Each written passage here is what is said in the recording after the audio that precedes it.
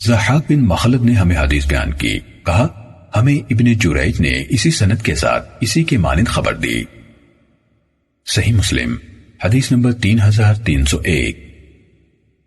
جریر نے ہمیں منصور سے خبر دی، انہوں نے مجاہد سے، انہوں نے طاؤس سے، انہوں نے حضرت ابن عباس رضی اللہ تعالیٰ عنہما سے روایت کی، انہوں نے کہا رسول اللہ صلی اللہ علیہ وسلم نے فتح مکہ کے دن فرمایا اب ہجرت نہیں ہے، البتہ جہاد اور نیت باقی ہے، اور جب تمہیں نفیر عام یعنی جہاد میں حاضری کے لیے کہا جائے تو نکل پڑو۔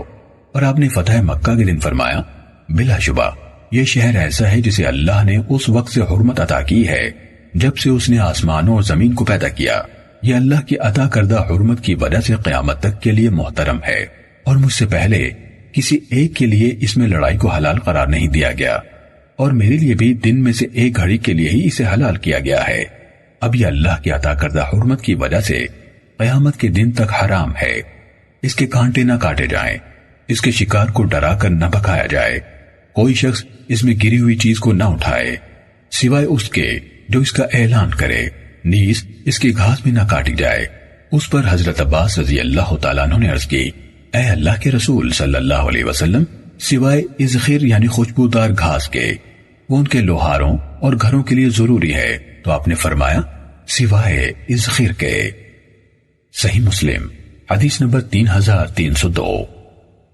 مفضل نے ہمیں منصور سے اسی سند کے ساتھ اسی کے مانند حدیث بیان کی، انہوں نے جس دن سے اللہ تعالیٰ نے آسمانوں اور زمین کو پیدا کیا کے الفاظ ذکر نہیں کیے، قتال یعنی لڑائی کے بجائے قتل کا لفظ کہا، اور کہا یہاں کی گری پڑی چیز اس شخص کے سوا جو اس کا اعلان کرے کوئی نہ اٹھائے۔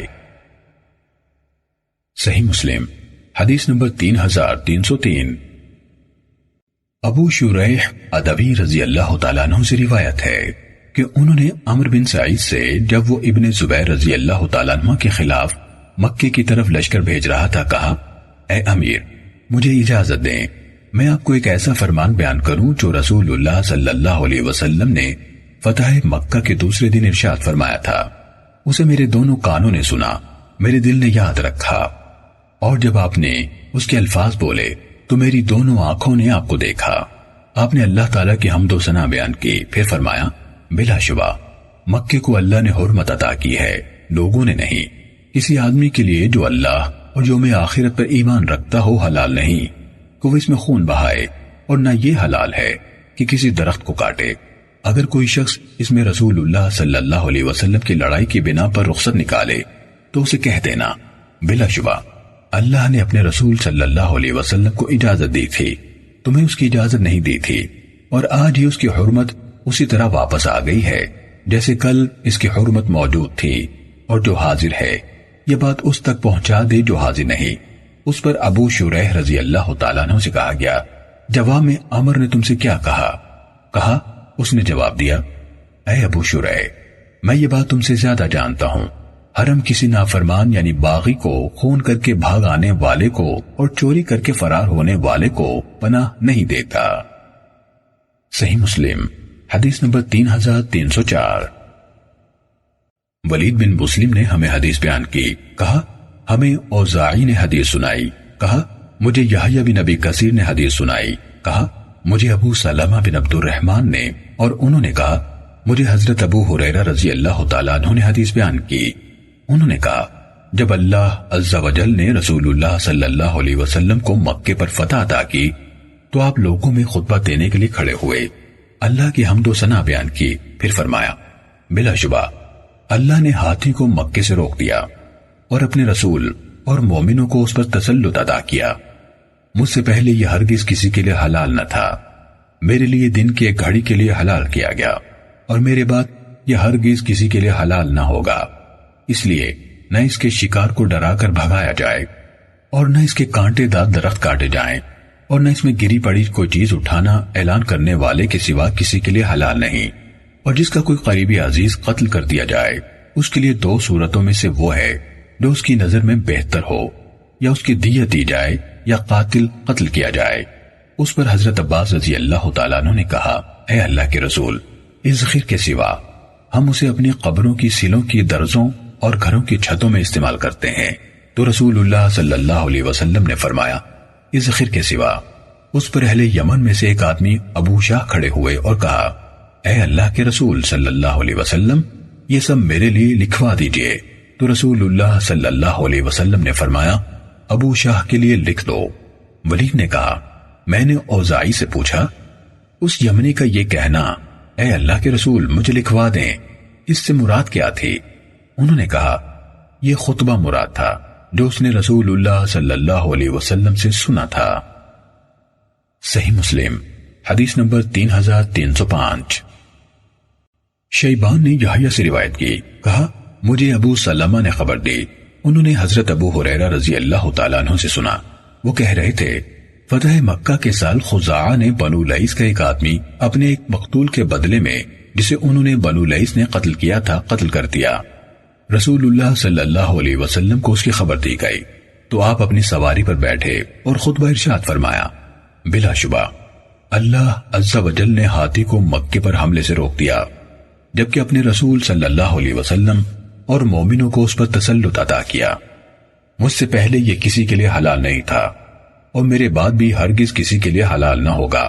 سن لو یہ میرے لیے دن کی ایک گھڑی بھر حلال کیا گیا تھا اور اب یہ میری اس موجودہ گھڑی میں بھی حرمت والا ہے۔ نہ ڈنڈے کے ذریعے سے اس کے کانٹے جھاڑے جائیں، نہ اس کے درخت کاٹے جائیں، اور نہ ہی اعلان کرنے والے کے سوا اس میں گری ہوئی چیز اٹھائے، اور جس کا کوئی قریبی قتل کر دیا گیا اس کے لیے دو صورتوں میں سے وہ ہے جو اس کی نظر میں بہتر ہو، یا اسے عطا کر دیا جائے یعنی خون بہا، یا مقتول کے گھر والوں کو اس سے بدلہ لینے دیا جائے۔ کہا تو اہل یمن میں سے ایک آدمی آیا جسے ابو شاہ کہا جاتا تھا، اس نے کہا اللہ کے رسول صلی اللہ علیہ وسلم مجھے لکھوا دیں۔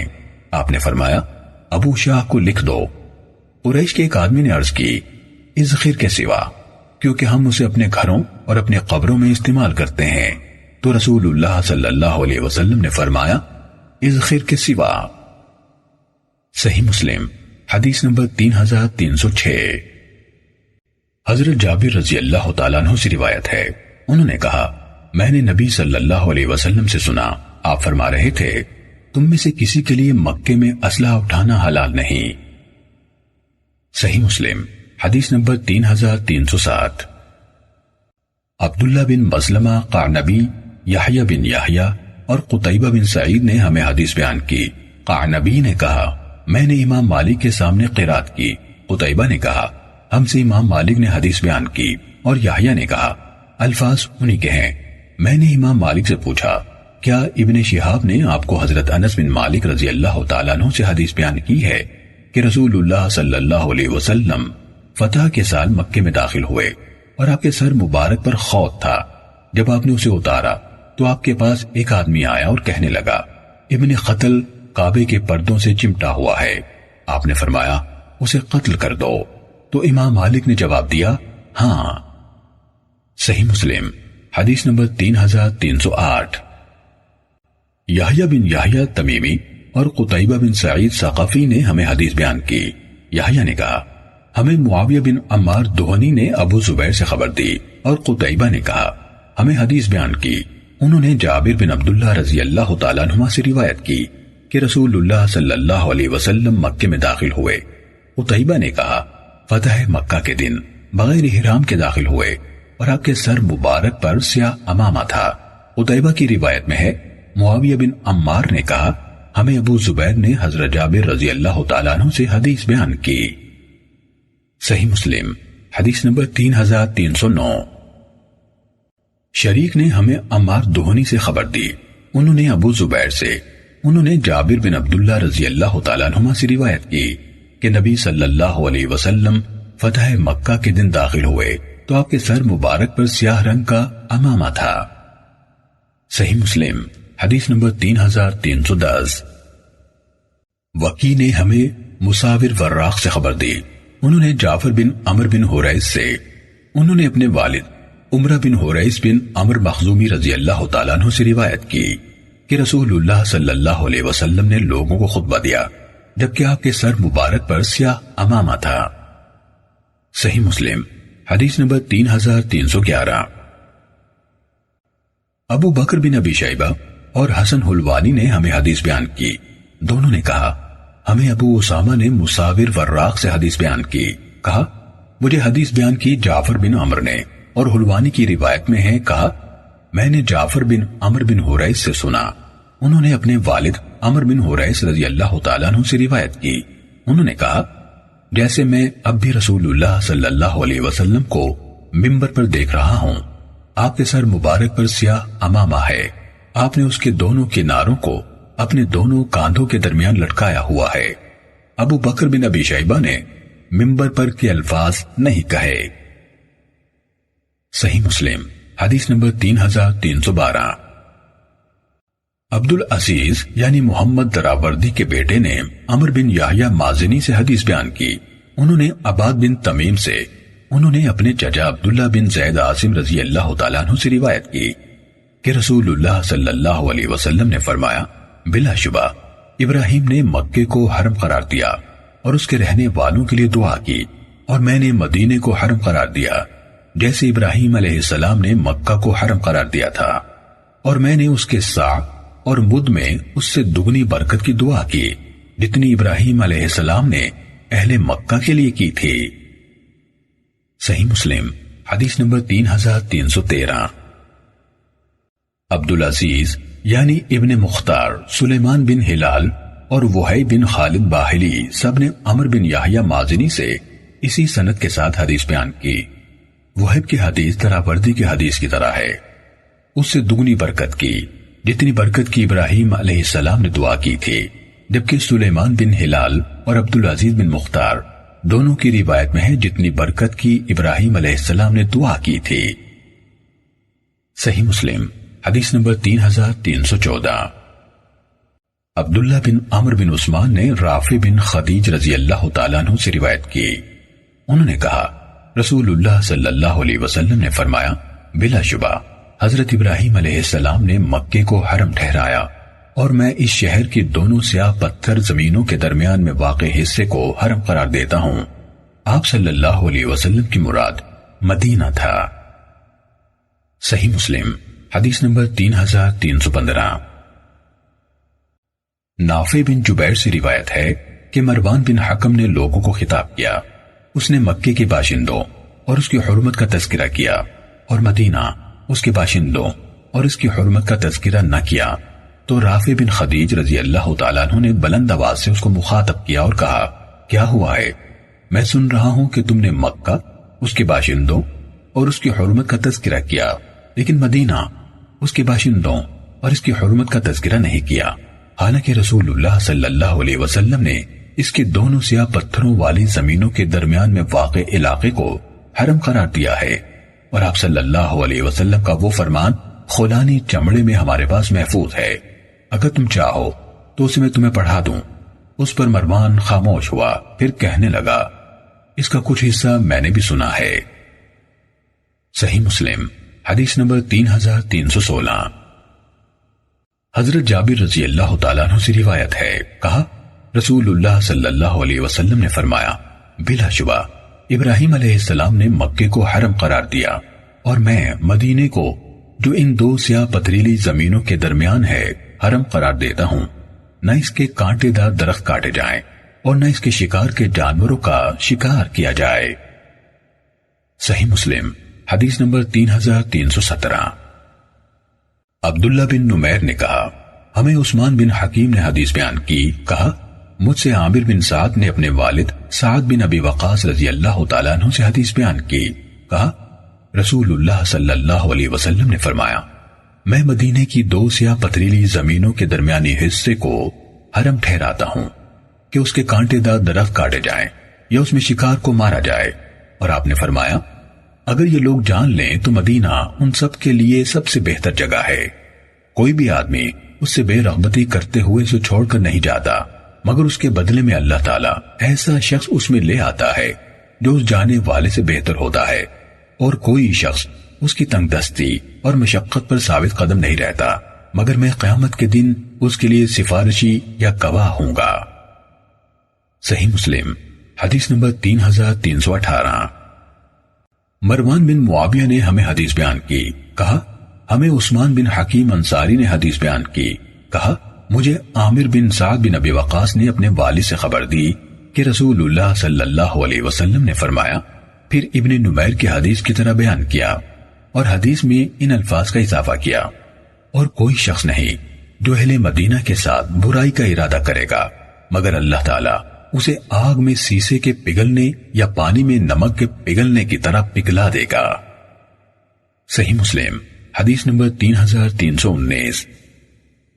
اسماعیل بن محمد نے عامر بن سعد سے روایت کی کہ حضرت سعد بن ابی وقاص رضی اللہ تعالیٰ عنہ مدینے کے قریب عقیق میں اپنے محل کی طرف روانہ ہوئے۔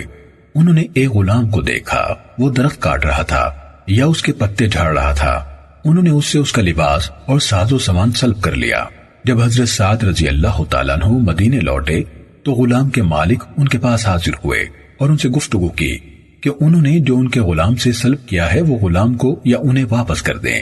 انہوں نے کہا، اللہ کی پناہ کہ میں کوئی ایسی چیز واپس کروں جو رسول اللہ صلی اللہ علیہ وسلم نے مجھے بطور غنیمت دی ہے، اور انہوں نے وہ سامان انہیں واپس کرنے سے انکار کر دیا۔ صحیح مسلم حدیث نمبر 3320۔ اسماعیل بن جعفر نے ہمیں حدیث بیان کی، کہا مجھے مطلب بن عبداللہ بن حنطب کے مولا عمر بن ابی عامر نے خبر دی کہ انہوں نے انس بن مالک رضی اللہ تعالیٰ عنہ سے سنا، وہ کہہ رہے تھے رسول اللہ صلی اللہ علیہ وسلم نے ابو طلحہ رضی اللہ تعالیٰ عنہ سے کہا، میرے لیے اپنے انصار کے لڑکوں میں سے ایک لڑکا ڈھونڈو جو میری خدمت کیا کرے۔ ابو طلحہ مجھے سواری پر پیچھے بٹھائے ہوئے لے کر نکلے، اور رسول اللہ صلی اللہ علیہ وسلم جہاں بھی قیام فرماتے میں آپ کی خدمت کرتا، اور اس حدیث میں کہا پھر آپ لوٹ کر آئے، حتیٰ کہ جب کوہ احد آپ کے سامنے نمایاں ہوا تو آپ نے فرمایا، یہ پہاڑ ہے جو ہم سے محبت کرتا ہے اور ہم اس سے محبت کرتے ہیں۔ پھر جب بلندی سے مدینے پر نگاہ ڈالی تو فرمایا، اے اللہ، میں اس کے دونوں پہاڑوں کے درمیان کے علاقے کو حرم قرار دیتا ہوں، جس طرح ابراہیم علیہ السلام نے مکے کو حرم قرار دیا تھا۔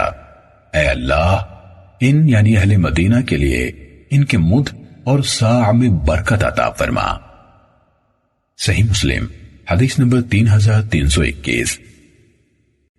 یعقوب بن عبد الرحمن القاری نے ہمیں عمر بن ابی عامر سے حدیث بیان کی، انہوں نے انس بن مالک رضی اللہ تعالیٰ عنہ سے انہوں نے نبی صلی اللہ علیہ وسلم سے اسی کے مانند روایت کی، مگر انہوں نے کہا میں اس کے دونوں کالے سنگریزوں والی زمینوں کے درمیانی حصے کو حرم قرار دیتا ہوں۔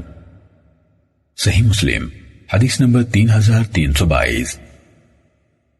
عاصم نے ہمیں حدیث بیان کی، کہا میں نے حضرت انس بن مالک رضی اللہ تعالیٰ عنہ سے پوچھا کیا رسول اللہ صلی اللہ علیہ وسلم نے مدینے کو حرم قرار دیا تھا؟ انہوں نے کہا ہاں، فلاں مقام سے فلاں مقام تک کا علاقہ، جس نے اس میں کوئی بدعت نکالی۔ پھر انہوں نے مجھ سے کہا یہ سخت وعید ہے، جس نے اس میں بدعت کا ارتکاب کیا اس پر اللہ کے فرشتوں کی اور تمام انسانوں کی لعنت ہوگی۔ قیامت کے دن اللہ تعالیٰ اس کی طرف سے نہ کوئی عذر و حیلہ قبول فرمائے گا نہ کوئی بدلہ۔ کہا ابن انس نے کہا یا جس نے کسی بدعت کا ارتکاب کرنے والے کو پناہ دی۔ صحیح مسلم حدیث نمبر 3323۔ ہمیں عاصم احول نے خبر دی، کہا میں نے حضرت انس رضی اللہ تعالیٰ عنہ سے پوچھا کیا رسول اللہ صلی اللہ علیہ وسلم نے مدینے کو حرم قرار دیا ہے؟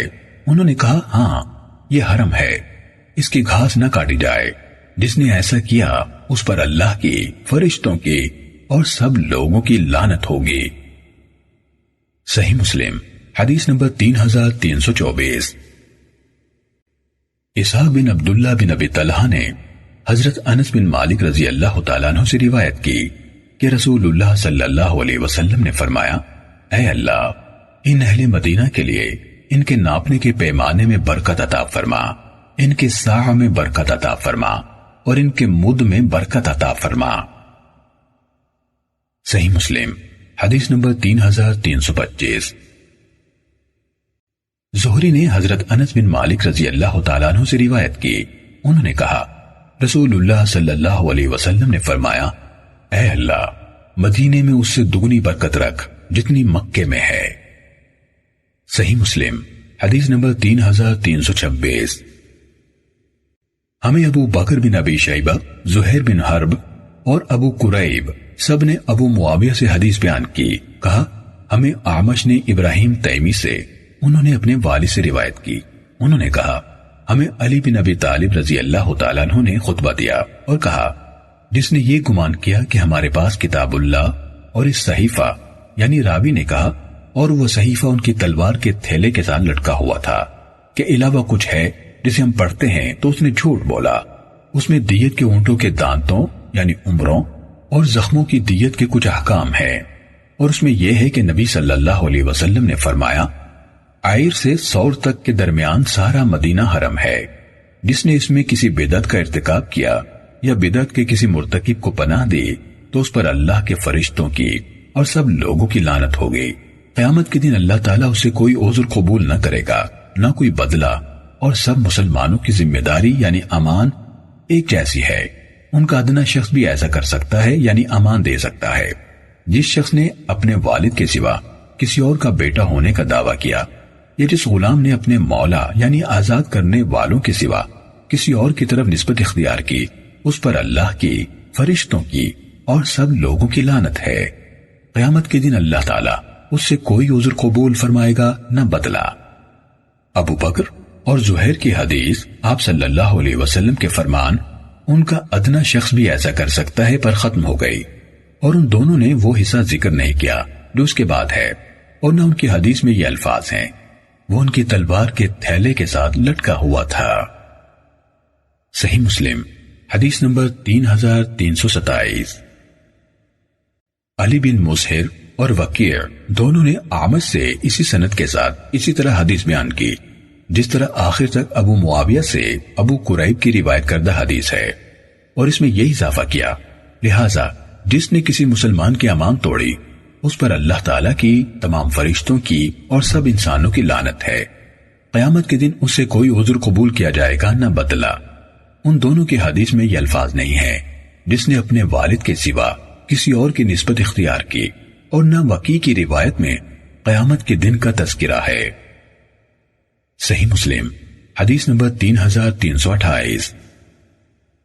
سفیان نے اعمش سے اسی سند کے ساتھ ابن مسہر اور وکیع کے حدیث کی طرح بیان کی، مگر اس میں جس نے اپنے موالی یعنی آزاد کرنے والوں کے علاوہ کسی کی طرف نسبت اختیار کی اور اس پر لعنت کا ذکر نہیں ہے. صحیح مسلم حدیث نمبر 3329. زائدہ نے سلیمان سے، انہوں نے ابو صالح سے، انہوں نے حضرت ابو ہریرہ رضی اللہ تعالیٰ عنہ سے، اور انہوں نے نبی صلی اللہ علیہ وسلم سے روایت کی. آپ صلی اللہ علیہ وسلم نے فرمایا مدینہ حرم ہے. جس نے اس میں کسی بدعت کا ارتکاب کیا یا کسی بدعت کے مرتکب کو پناہ دی اس پر اللہ کی، فرشتوں کی اور سب انسانوں کی لعنت ہے. قیامت کے دن اس سے کوئی عذر قبول کیا جائے گا نہ کوئی بدلہ. صحیح مسلم حدیث نمبر 3323. سفیان نے اعمش سے اسی سند کے ساتھ اسی کے مانند روایت بیان کی، اور انہوں نے قیامت کے دن کے الفاظ نہیں کہے اور یہ اضافہ کیا اور تمام مسلمانوں کا ذمہ ایک جیسا ہے. ان کا ادنا آدمی بھی پناہ کی پیشکش کر سکتا ہے. جس نے کسی مسلمان کی امان توڑی اس پر اللہ کے فرشتوں کی اور سب انسانوں کی لعنت ہے. قیامت کے دن اس سے کوئی بدلہ قبول کیا جائے گا نہ کوئی عذر.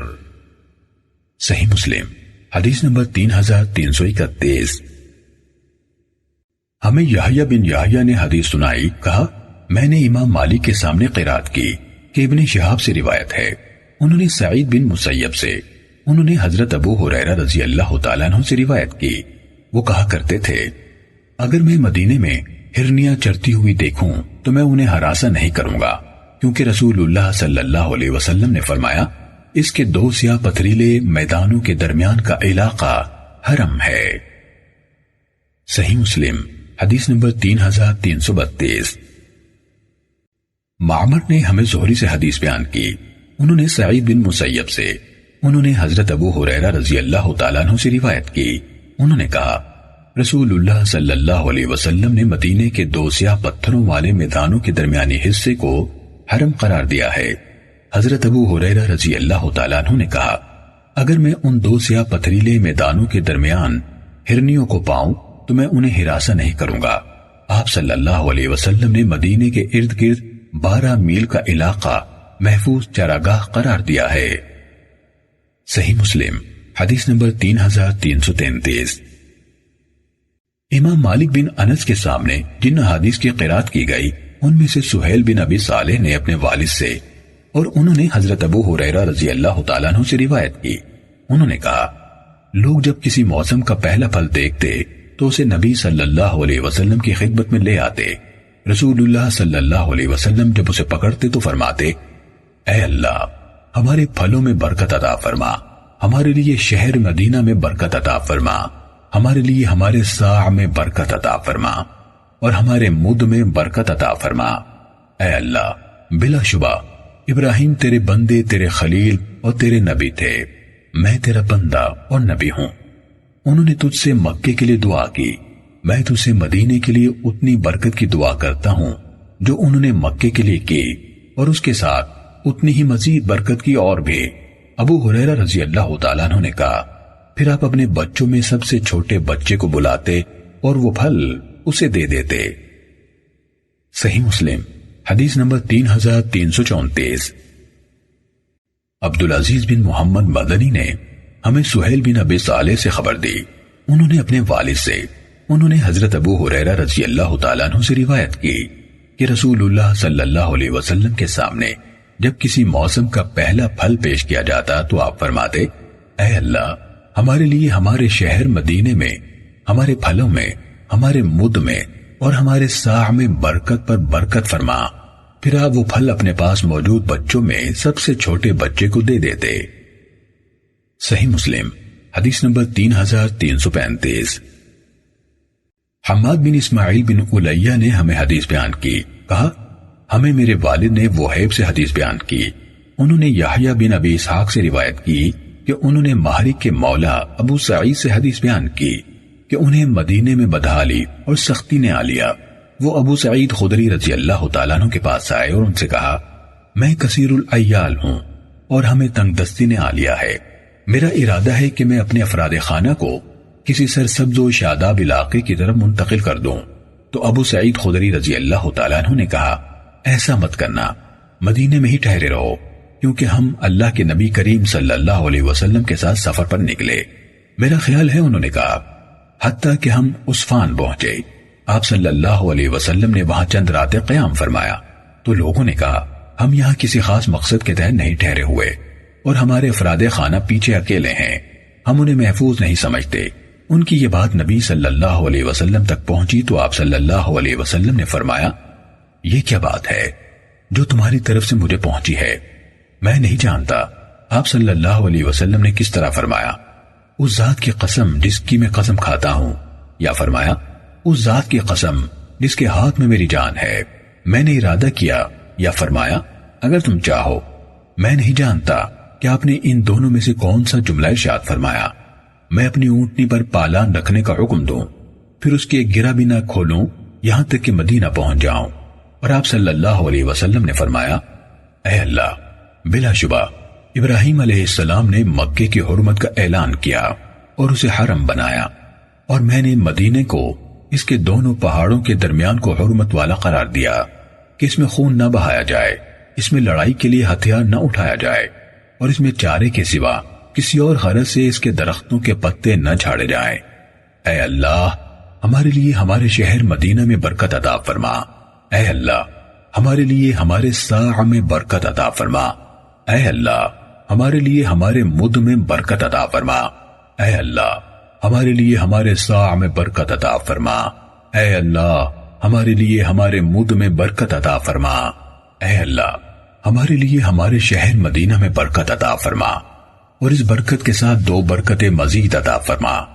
اس ذات کی قسم جس کے ہاتھ میں میری جان ہے، مدینے کی کوئی گھاٹی اور درہ نہیں مگر اس پر 2 فرشتے ہیں جو اس کی حفاظت کریں گے یہاں تک کہ تم اس میں واپس آ جاؤ۔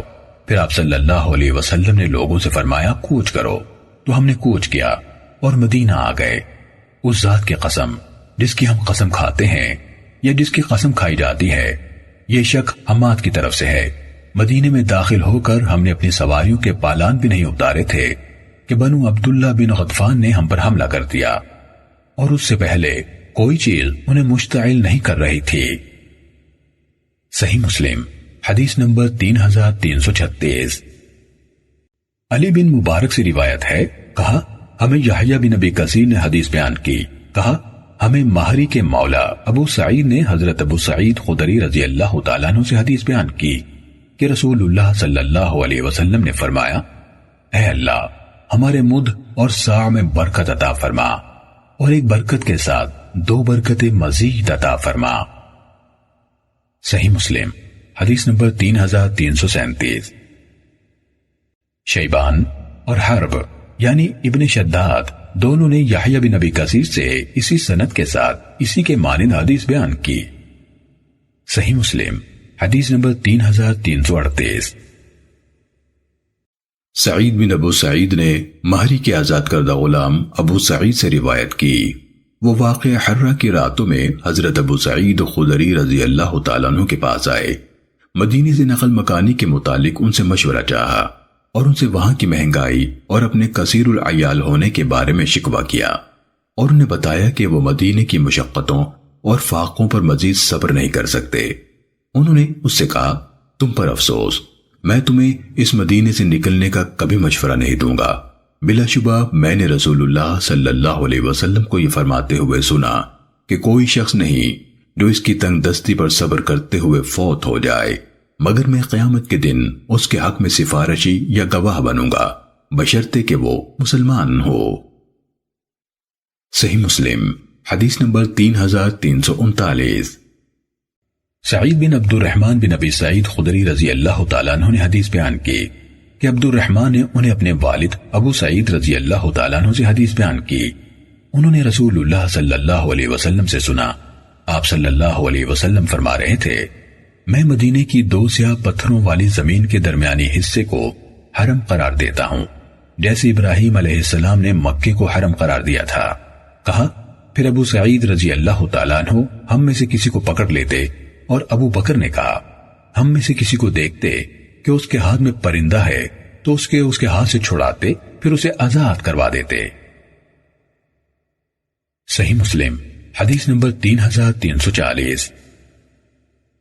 سہل بن حنیف رضی اللہ تعالیٰ عنہ سے روایت ہے، انہوں نے کہا رسول اللہ صلی اللہ علیہ وسلم نے اپنے ہاتھ سے مدینے کی طرف اشارہ کیا اور فرمایا، بلا شبہ یہ حرم ہے، امن والا ہے۔ صحیح مسلم حدیث نمبر 3341۔ عبدہ نے ہمیں ہشام سے حدیث بیان کی، انہوں نے اپنے والد سے اور انہوں نے حضرت عائشہ رضی اللہ تعالیٰ عنہ سے روایت کی، انہوں نے کہا ہم مدینے آئے جبکہ وہ وبا کا شکار تھا، ابو بکر رضی اللہ تعالیٰ عنہ بیمار ہوئے اور بلال رضی اللہ تعالیٰ عنہ بھی بیمار ہوئے۔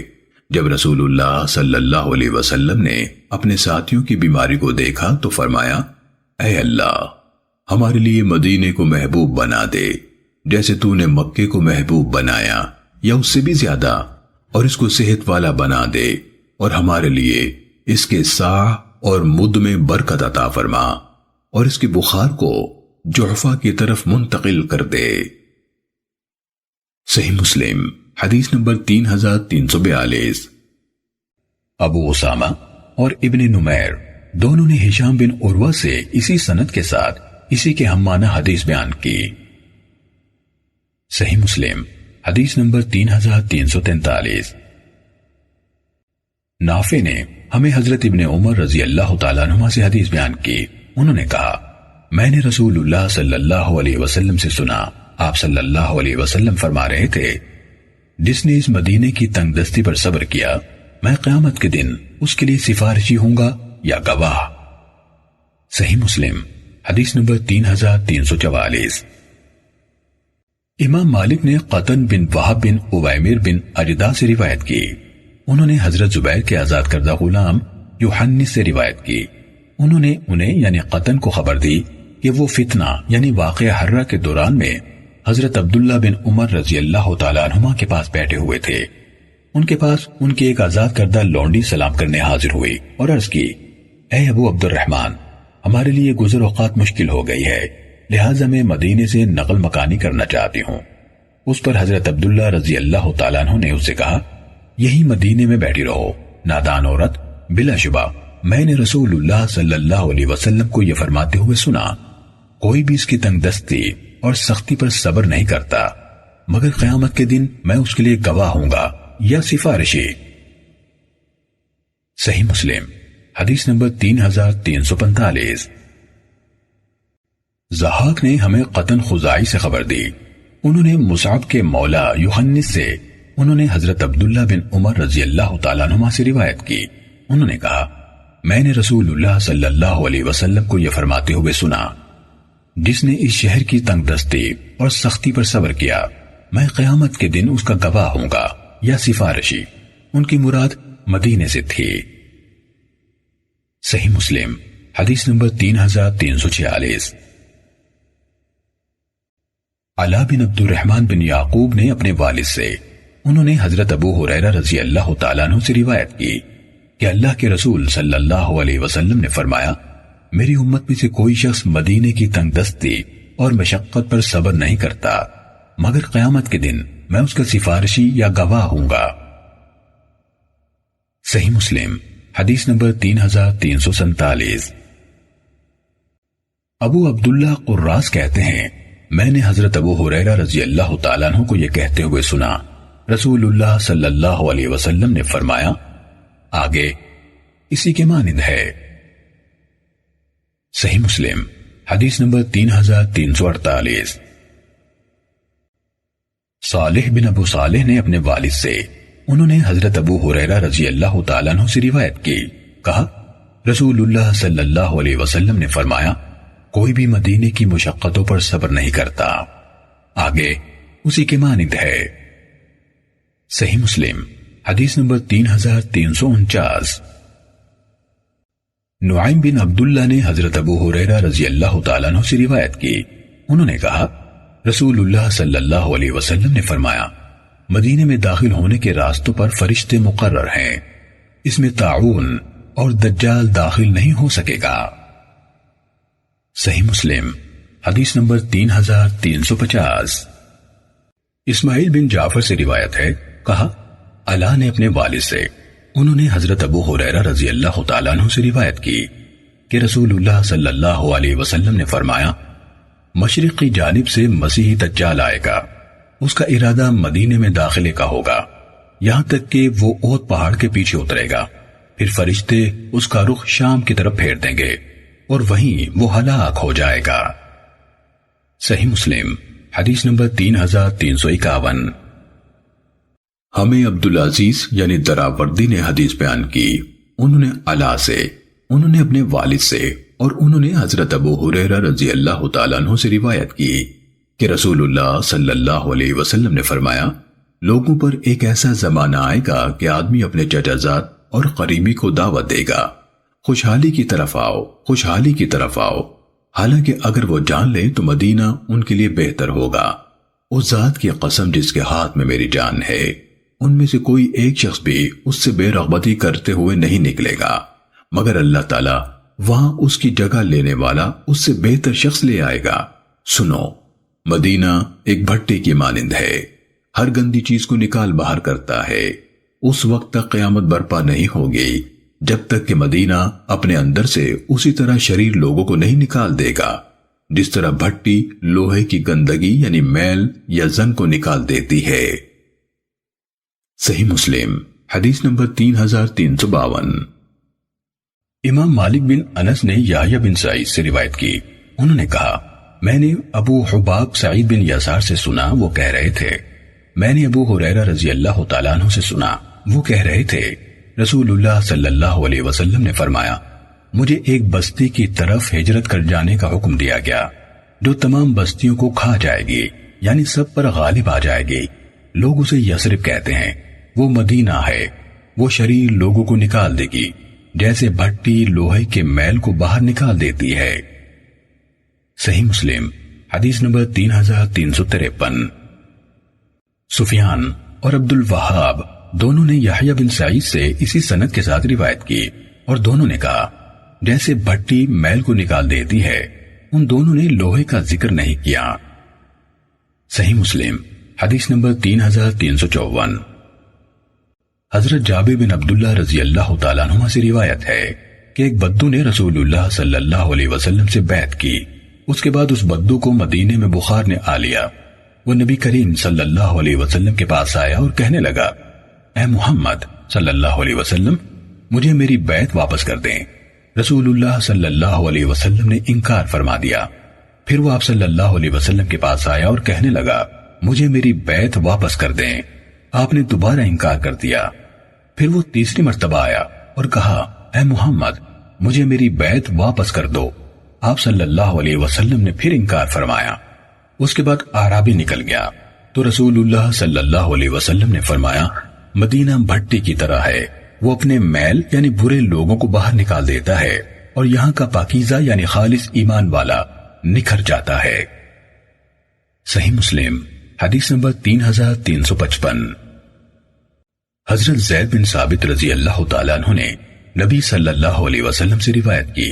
آپ صلی اللہ علیہ وسلم نے فرمایا، بلا شبہ یہ طیبہ پاک ہے.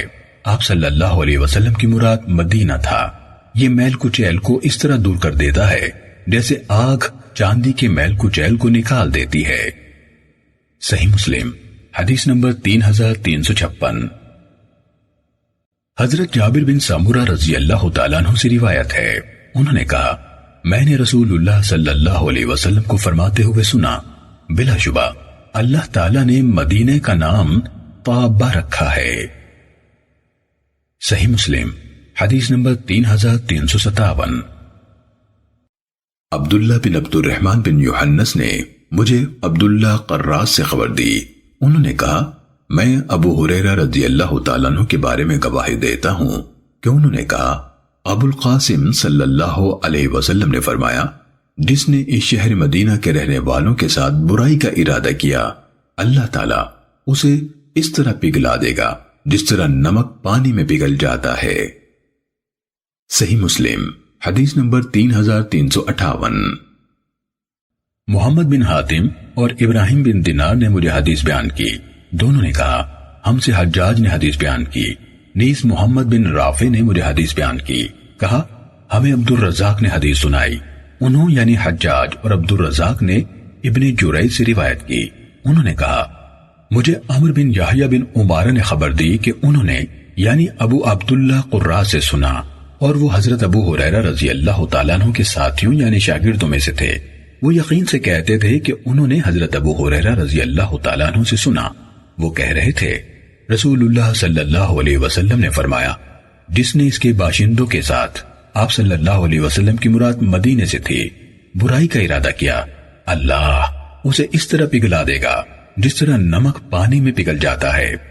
ابن حاتم نے ابن یوحنس کی حدیث میں سو یعنی برائی کی جگہ شر یعنی نقصان کا لفظ بیان کیا. صحیح مسلم حدیث نمبر 3359. ابو ہارون موسیٰ بن ابی عیسیٰ اور محمد بن عمرو دونوں نے ابو عبداللہ قراز سے سنا.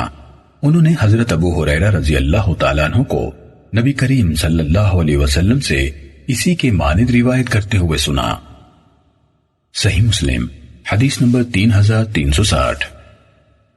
حاتم یعنی ابن اسماعیل نے ہمیں عمر بن نبی سے حدیث بیان کی. مجھے دینار قراز نے خبر دی. انہوں نے کہا، میں نے سعد بن ابی وقاص رضی اللہ تعالیٰ عنہ سے سنا. وہ کہہ رہے تھے، رسول اللہ صلی اللہ علیہ وسلم نے فرمایا، جس نے اہل مدینہ کے ساتھ برائی کا ارادہ کیا، اللہ تعالیٰ اسے اس طرح پگھلا دے گا جس طرح نمک پانی میں پگھل جاتا ہے. صحیح مسلم حدیث نمبر 3361. اسماعیل بن جعفر نے ہمیں عمر بن نبی کعبی سے حدیث بیان کی. انہوں نے ابو عبداللہ قراز سے روایت کی کہ انہوں نے سعد بن مالک رضی اللہ تعالیٰ عنہ سے سنا. وہ کہہ رہے تھے، رسول اللہ صلی اللہ علیہ وسلم نے فرمایا، آگے اسی کے مانند ہے. البتہ انہوں نے کہا، بڑی مصیبت یا برائی میں مبتلا کرنے کا ارادہ کیا. صحیح مسلم حدیث نمبر 3362. اسامہ بن زید نے ہمیں ابو عبداللہ قراز سے حدیث بیان کی. اسامہ نے کہا، میں نے ان سے سنا، کہہ رہے تھے، میں نے ابو ہریرہ رضی اللہ تعالیٰ عنہ اور سعد رضی اللہ تعالیٰ عنہ سے سنا.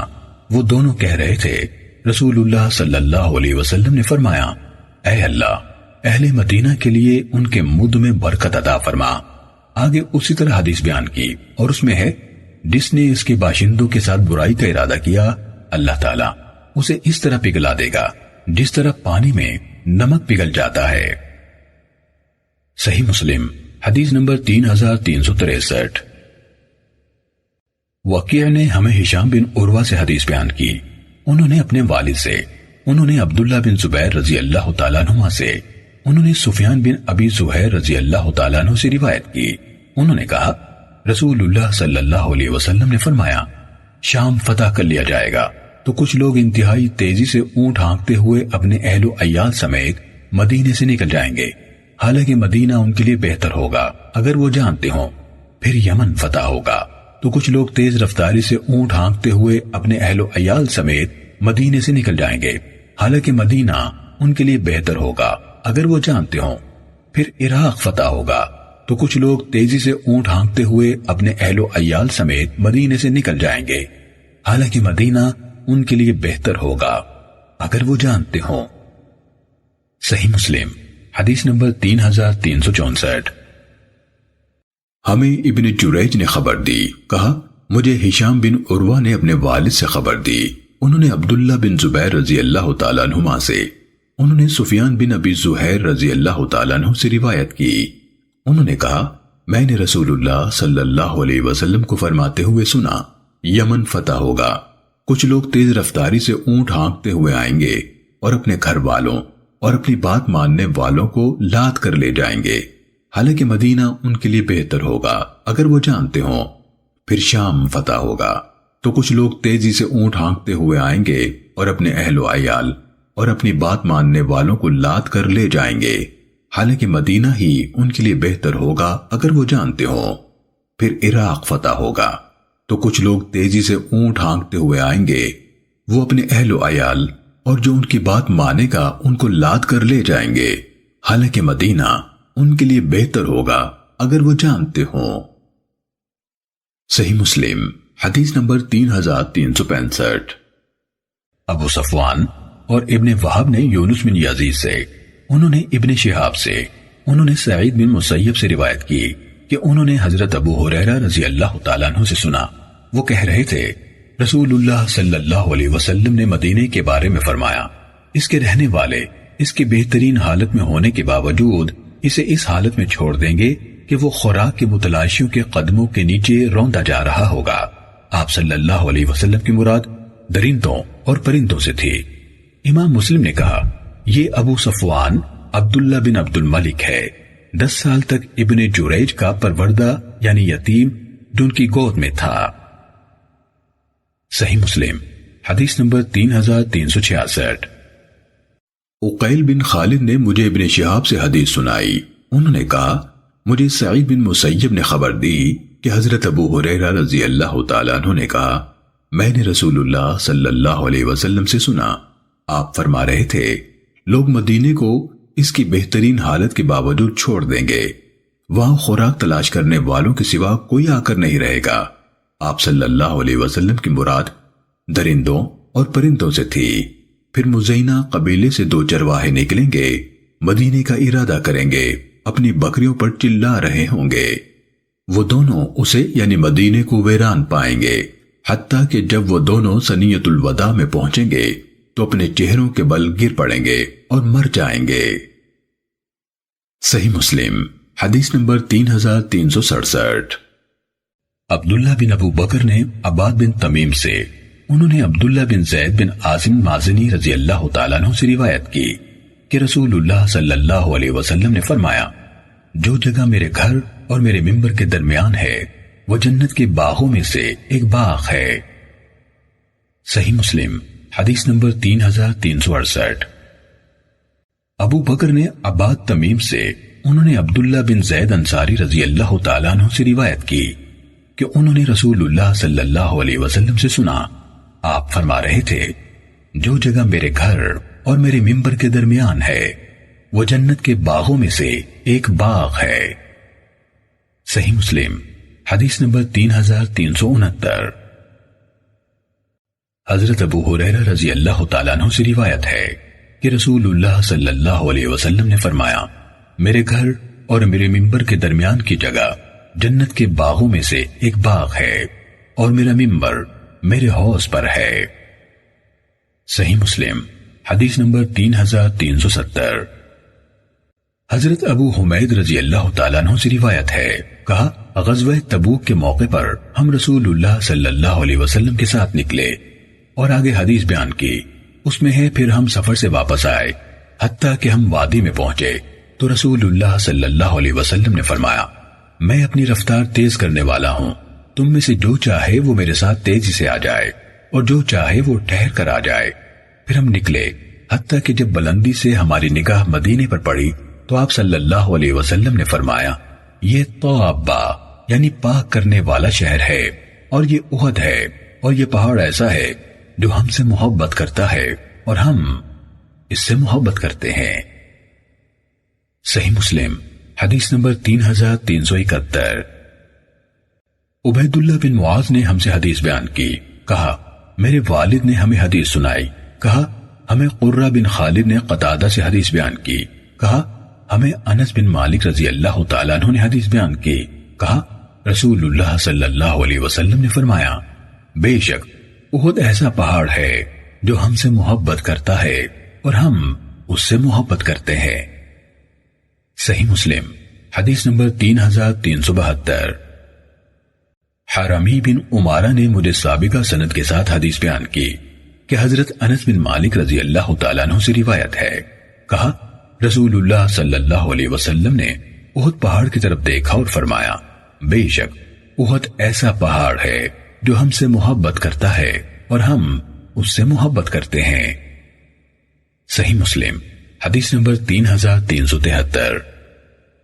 سفیان بن عیینہ نے ہمیں زہری سے حدیث بیان کی، انہوں نے سعید بن مسیب سے، انہوں نے ابو ہریرہ رضی اللہ تعالیٰ عنہ سے روایت کی، وہ اسے رسول اللہ صلی اللہ علیہ وسلم تک پہنچاتے تھے۔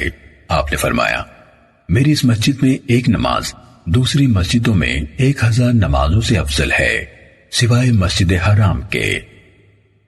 صحیح مسلم حدیث نمبر 3374۔ معمر نے ہمیں زہری سے خبر دی، انہوں نے سعید بن مسیب سے، انہوں نے حضرت ابو ہریرہ رضی اللہ تعالیٰ عنہ سے روایت کی، انہوں نے کہا رسول اللہ صلی اللہ علیہ وسلم نے فرمایا، میری اس مسجد میں ایک نماز کسی بھی اور مسجد کی 1000 نمازوں سے بہتر ہے سوائے مسجد حرام کی نماز کے۔ صحیح مسلم حدیث نمبر 3375۔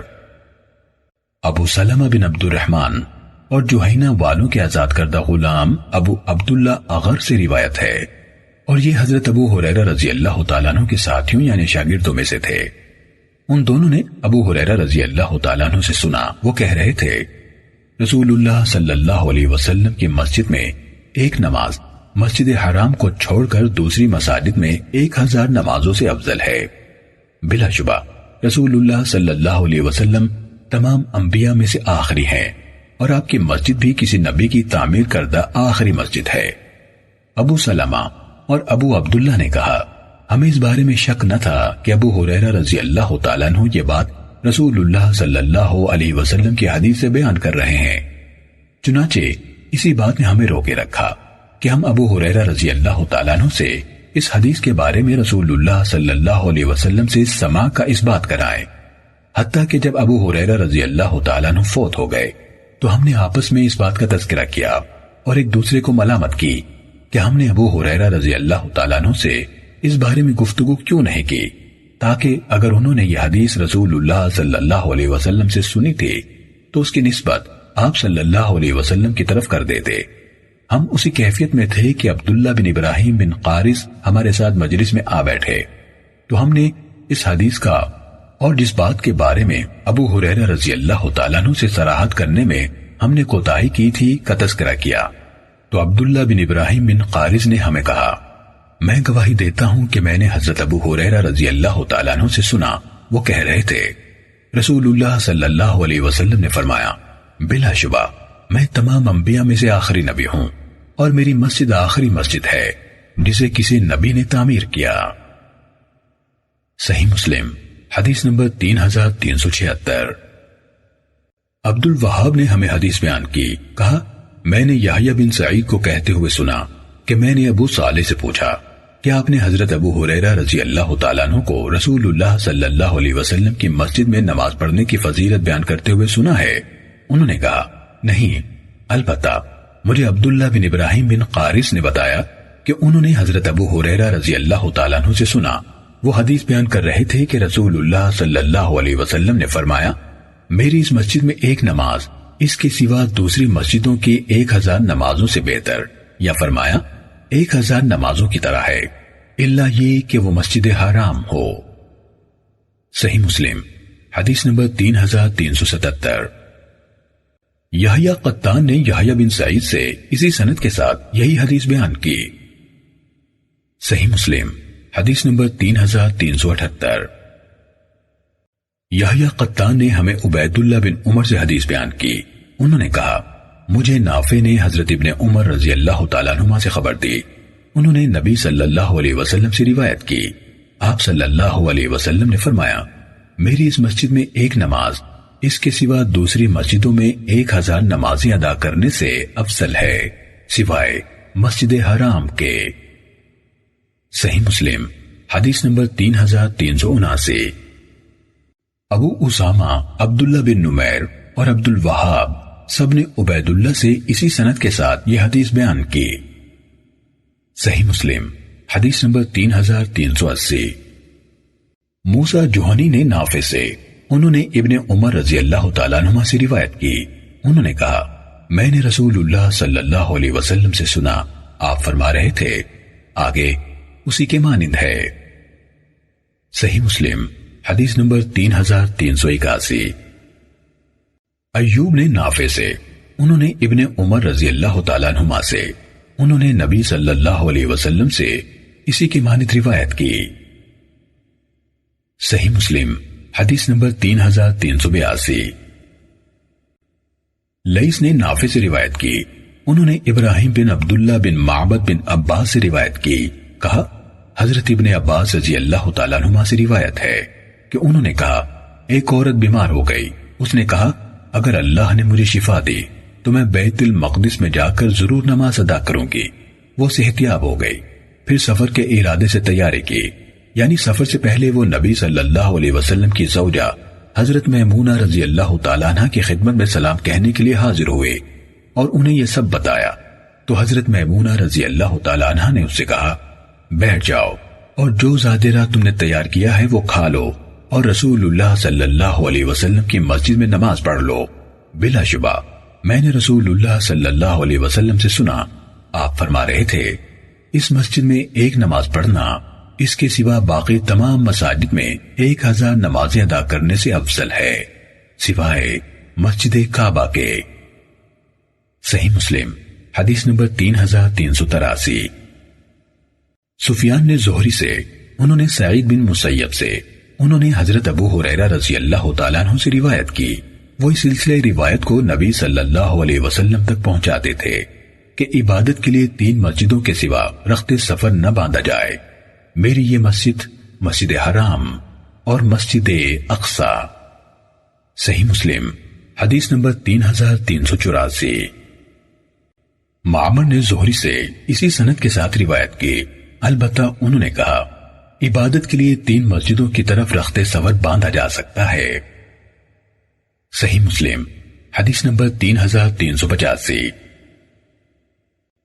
سلمان اغر نے حدیث بیان کی، انہوں نے حضرت ابو ہریرہ رضی اللہ تعالیٰ عنہ سے سنا، وہ بتا رہے تھے کہ رسول اللہ صلی اللہ علیہ وسلم نے فرمایا صرف 3 مسجدوں کی طرف ہی عبادت کے لیے سفر کیا جا سکتا ہے، کعبے کی مسجد، میری مسجد اور ایلیا کی مسجد یعنی مسجد اقصی۔ صحیح مسلم حدیث نمبر 3386۔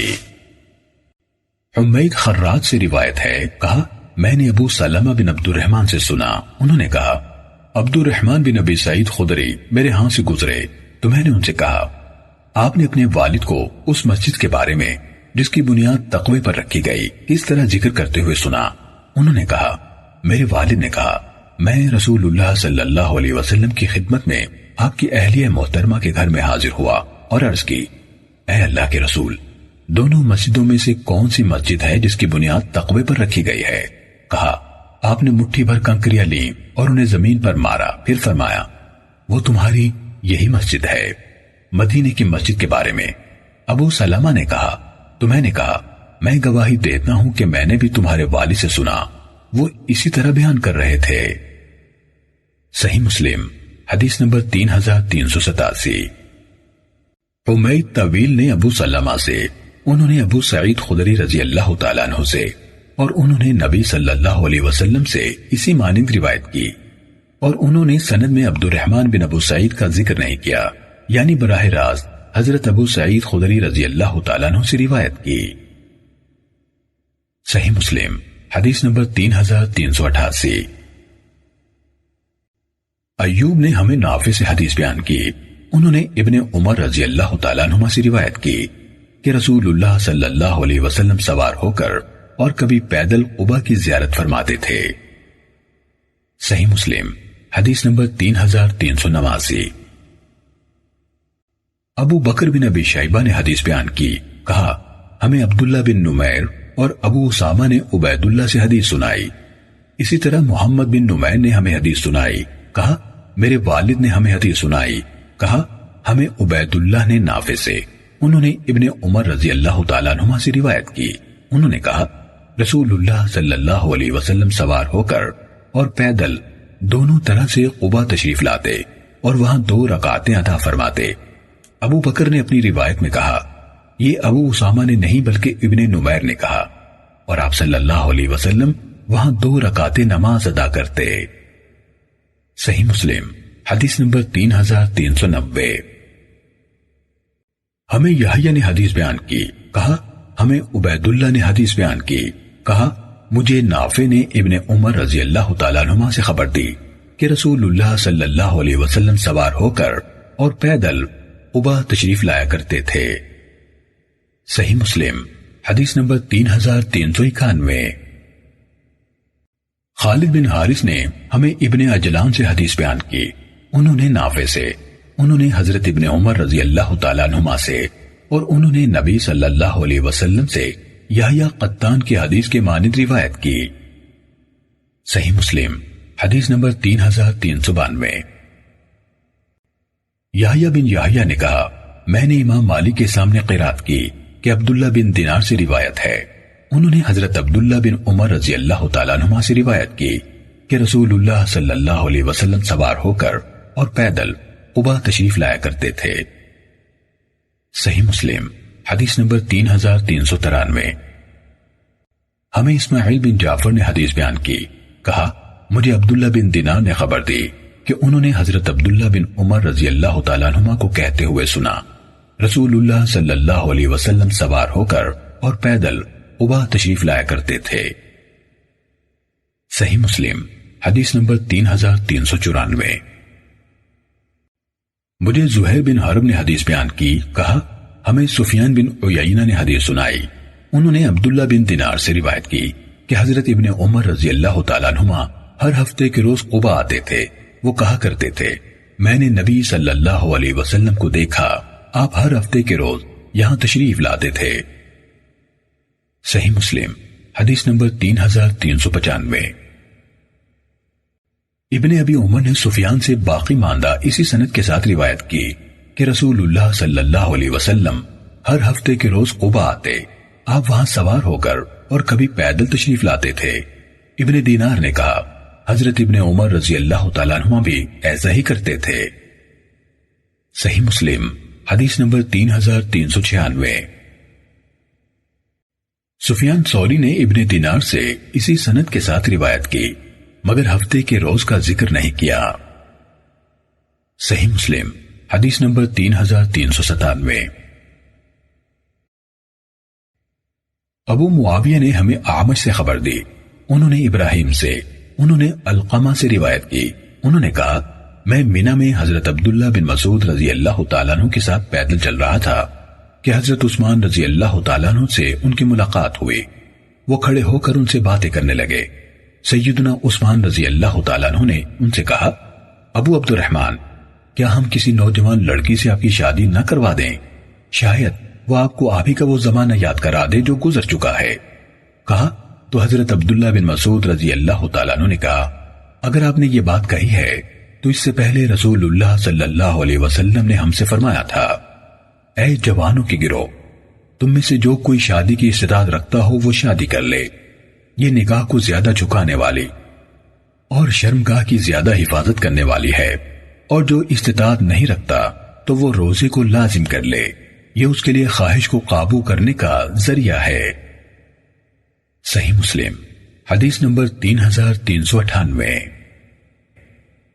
جریر نے ہمیں اعمش سے حدیث بیان کی، انہوں نے ابراہیم سے، انہوں نے علقمہ سے روایت کی، کہا میں مینا میں حضرت عبداللہ بن مسعود رضی اللہ تعالیٰ عنہ کے ساتھ پیدل چل رہا تھا کہ حضرت عثمان رضی اللہ تعالیٰ عنہ ان سے ملے تو انہوں نے کہا ابو عبد الرحمن میرے ساتھ آئیں۔